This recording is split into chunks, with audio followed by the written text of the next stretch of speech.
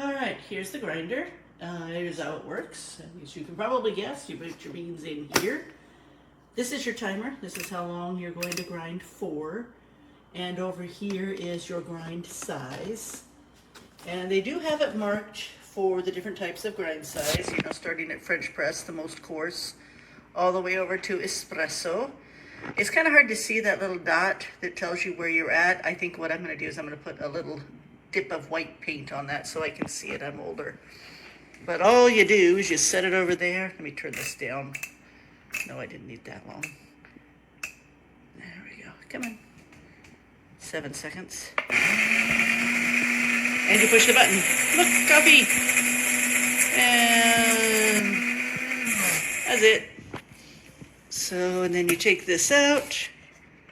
I'm not sure I'm going to be able to get this out with one hand. It does go in there. I did. It does go in there fairly tightly. It wants you to tap this a couple of times. I actually recommend just doing this. And your coffee is in here.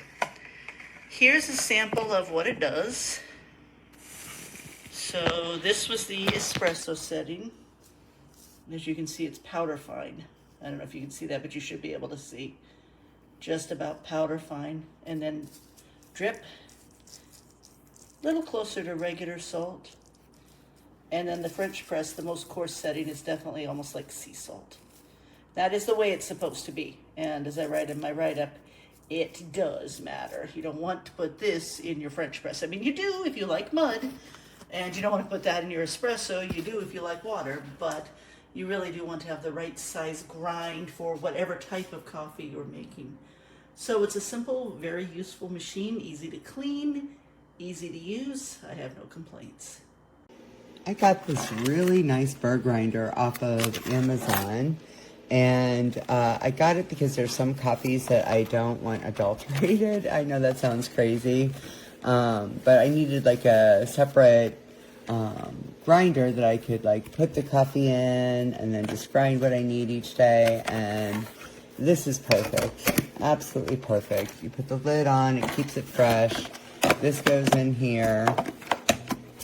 I can get it in, there we go, and it collects the beans, and then you push this down, pull this out. You actually need 2 hands. You have to hold on to the machine while you pull this out. Here's the power button, and here is the selector. Plug it in.